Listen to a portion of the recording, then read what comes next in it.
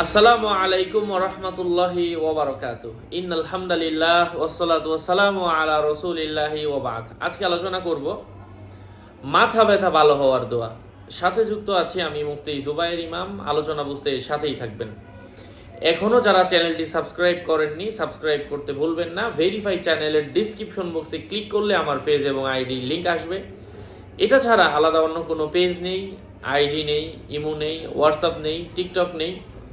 আমার নাম অথবা ছবি থেকে বিভ্রান্ত হবে না। লিঙ্কে ক্লিক করলে যা আসে তা, এর বাইরে অন্য কিছু নাই। যাই হোক, সম্মানিত ভাই বন্ধুরা, যখনই আমাদের মাথা ব্যথা হয়, অনেক ডিপ্রেশন হয়, অনেক টেনশনে থাকি, এই মাথা ব্যথা ভালো করার জন্য যে আয়াতখানা বলবো, এই আয়াতখানা ফজরের নামাজের পরে 3 বার, মাগরিবের নামাজের পরে 3 বার, এভাবে কয়েকদিন আমলটা করেন, স্বয়ং আল্লাহ সুবহানাহু ওয়া তাআলা আপনার মাথা ব্যথা ভালো করে দিবেন। কোরআনের আয়াত সূরা আত-তাগাবুন থেকে।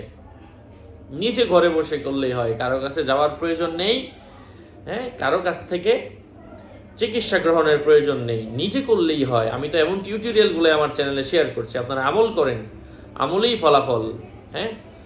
যাই হোক, আয়াতটা হচ্ছে আউযু বিল্লাহি মিনাশ শাইতানির রাজীম, বিসমিল্লাহির রহমানির রহিম, ইউসাব্বিহু লিল্লাহি মা ফিস সামাওয়াতি ওয়া মা ফিল আরদ, লাহুল মুলকু ওয়া লাহুল হামদু ওয়া হুয়া আলা কুল্লি শাইইন কাদির। আবার বলছি, ইউসাব্বিহু লিল্লাহি মা ফিস সামাওয়াতি ওয়া মা ফিল আরদ, লাহুল মুলকু ওয়া লাহুল হামদু ওয়া হুয়া আলা কুল্লি শাইইন কাদির।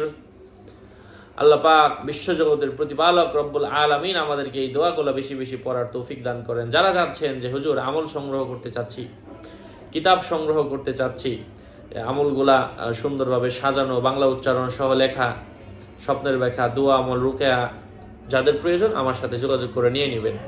01908183699। আসসালামু আলাইকুম ওয়া রাহমাতুল্লাহি ওয়া বারাকাতুহু।